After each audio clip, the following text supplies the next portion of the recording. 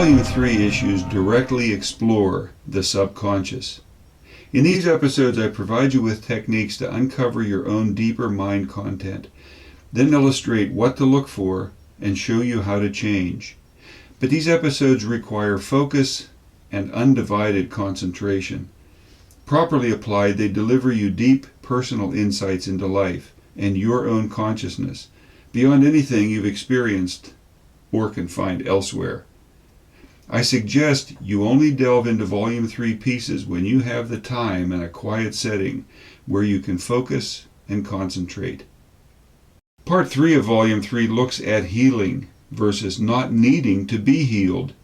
That is, not having illness, injury, and disease in the first place. The Essence of Reality explores how the psyche which you are creates the reality you encounter.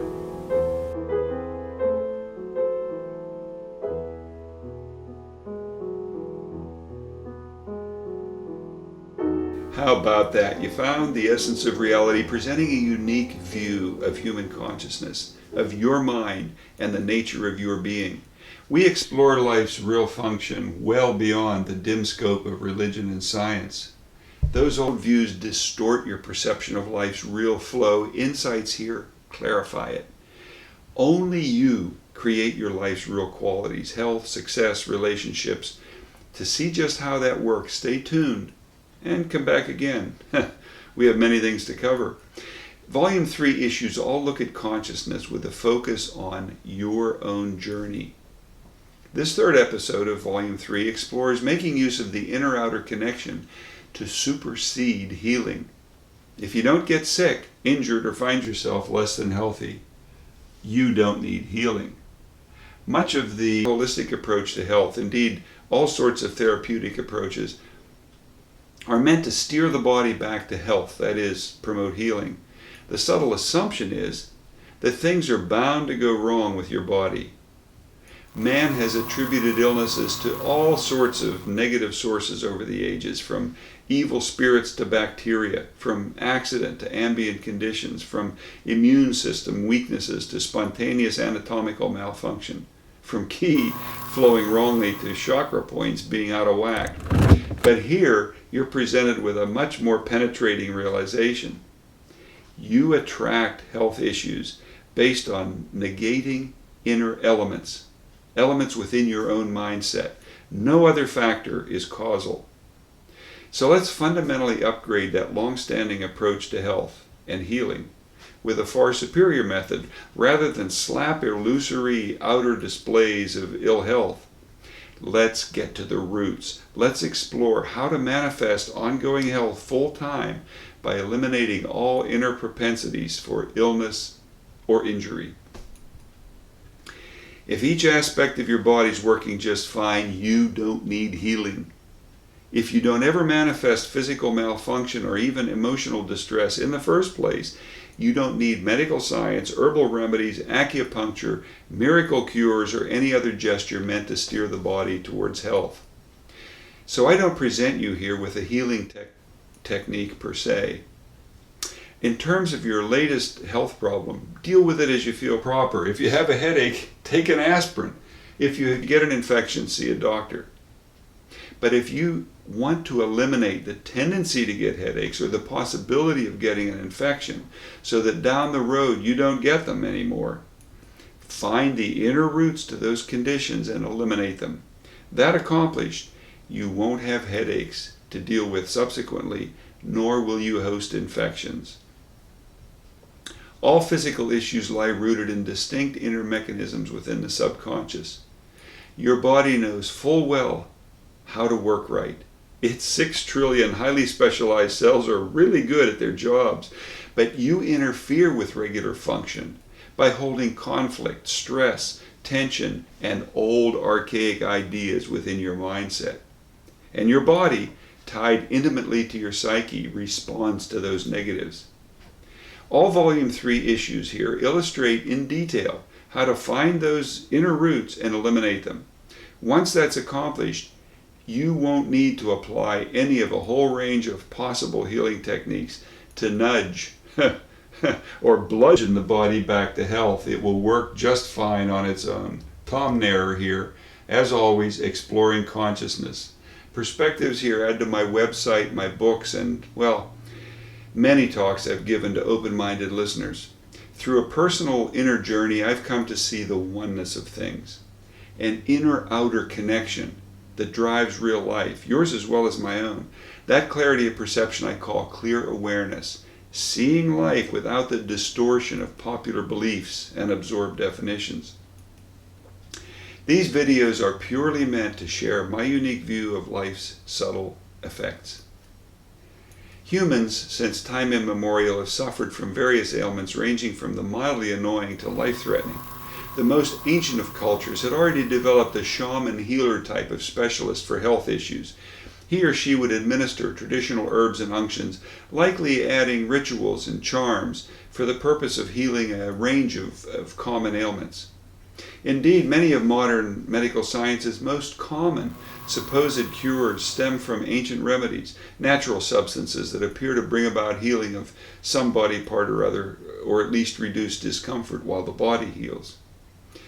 The history of modern medicine is little more than a step-by-step progression from ancient herbal and ritual cures to modern, complex modern equipment used to detail physical function, and equally complex formulated substances meant to push the body back into a state approximating health. But modern medical science suffers in its approach from the weakness of all sciences. It only looks at the surface of reality, in this case, the body. Medical science generally appreciates that the mind and body are connected, but it has only the most rudimentary recognition of how. Mostly, it's limited by its own paradigm. Indeed, the body and mind are intimately, absolutely, and unavoidably connected. Outer malfunctions always, let me repeat, always, always, always have inner roots. When you delve inward and fully identify what those inner roots are, you can change them. When you do that, the outer manifestation changes in response. Let's look at healing this way. The general regard of ailments along with their symptoms and causes is inherently distorted. Commonly, people think of, for example, a cold as being an illness, with sneezing, stuffiness, coughing, etc. being symptoms of that illness.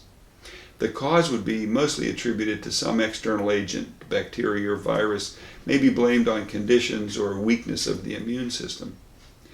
In reality, the cold itself is a symptom. The real cause lies within. Not coincidentally, that's what we're doing here in the essence of reality, clearing up such confusion. Basically, every healing technique available tries to push the body into a state of health by rationally manipulating body components into proper function, even while the inner self is telling it to malfunction. Medical science diagnoses an illness or breakdown and lays out a remedy, a natural or fabricated compound as a medication, a physical manipulation, an electric zap, cut and paste operation or other gesture to manipulate the body, trying to leverage it into working right. Alternate healing techniques seem more advanced to those holding a more holistic view of the body as affected by mind and spirit. Reiki, for example, is a healing technique of Japanese origin. It attempts to divert a purported energy source flowing through the body called ki to spur healing. This is done by the practitioner laying hands on the troubled spot, not unlike the Christian tradition of laying on of hands.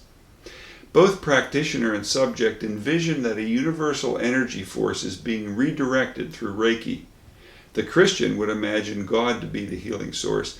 If any healing does take place, the technique is credited with miraculous success. If not, other factors are blamed. So, like most belief-based gestures, it seems to work. Diverting ki for the purpose of healing is also the goal of acupuncture and acupressure. The outcome is similar. If believed in, it appears to work to a degree. Worthy of note is that the belief itself, as the mind and body are connected, belief per se can be a major factor in body malfunction and just as important in a cure.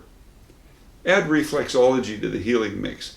Here, specific areas of the foot or hand are thought to correspond to the function of various zones or organs of the body. If you apply pressure to the exact spot that corresponds to the troubled zone, so the reflexologist believes, that old life force key will be revised and the target zone will work right. Doubtless, other healing techniques exist that attempt to channel either this imagined life force or the otherwise compromised grace of an equally imaginary yet deemed intrusive deity. From shamans to medical doctors, application of various concoctions attempts to push the body back to health. What they all hold in common, every healing technique available, is that some action must be taken to revise the present state of things. Whether medical science or alternate healing gesture, some rationally devised action must be taken to counter the body's flawed functionality because the body is deemed too stupid or too fragile to work right on its own. But the problem with any and all of them has to do with how reality actually works. The body is fully intimately tied to the mind that occupies it. Physical issues always correspond to underlying inner elements. If the ill or injured individual is healed of the current crisis by medical science or alternate techniques, the same inner propensities toward pain, struggle, and ill health will still be in place. If all you ever focus on is restoring the current ailment to base functionality, those inner issues will simply find some other channel to erupt through. Indeed, illness starts within.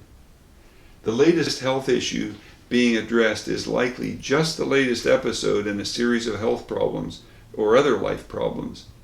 If you don't deal with the inner causes, healing this latest problem only sets up a later issue.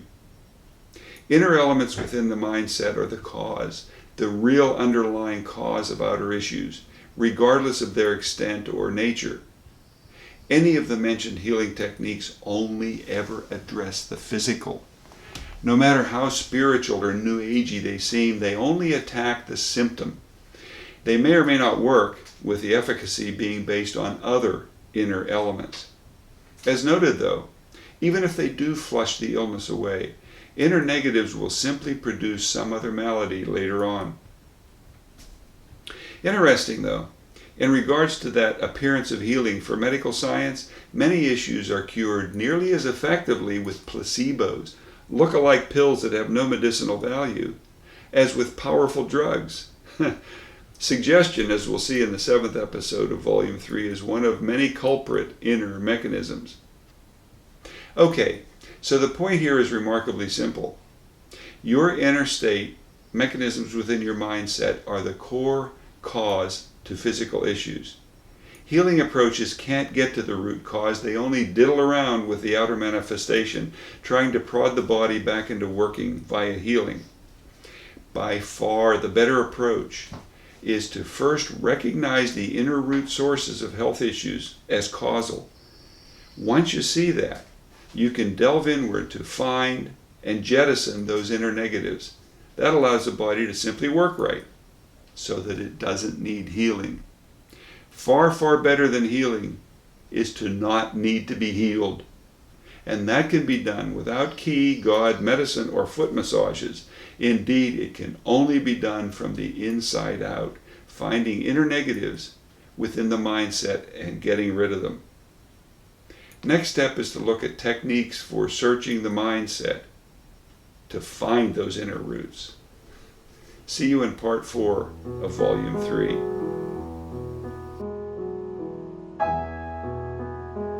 If you don't get sick, injured, or find yourself less than healthy, you don't need healing. Therapeutic approaches are meant to steer the body back to health, that is, promote healing. The subtle assumption is that things are bound to go wrong with your body function. All physical issues lie rooted in distinct inner mechanisms within the subconscious. Your body knows full well how to work right. but you interfere with regular function by holding conflict, stress, tension, and old archaic ideas within your mindset. The history of modern medicine is a step-by-step progression from ancient herbal and ritual cures to complex formulated substances meant to push the body back into a state approximating health. Commonly, people think of a cold as being an illness with sneezing, stuffiness, coughing, and so forth being symptoms of that illness. The cause would mostly be attributed to some external agent, bacteria or virus. In reality, the cold itself is a symptom. The real cause lies within. Basically, every healing technique available tries to push the body into a state of health by rationally manipulating body components into proper function, even while the inner self is telling it to malfunction. Physical issues always correspond to underlying inner elements. If the ill or injured individual is healed of the current crisis by medical science or alternate techniques, the same inner propensities toward pain, struggle, and ill health will still be in place. Those inner issues will simply find some other channel to erupt through. By far, the better approach is to first recognize the inner root sources of health issues as causal. You can delve inward to find and jettison those inner negatives. And that can be done without ki, God, medicine, or foot massages. Indeed, it can only be done from the inside out. Healing approaches can't get to the root cause. They only diddle around with the outer manifestation. Far, far better than healing is to not need to be healed.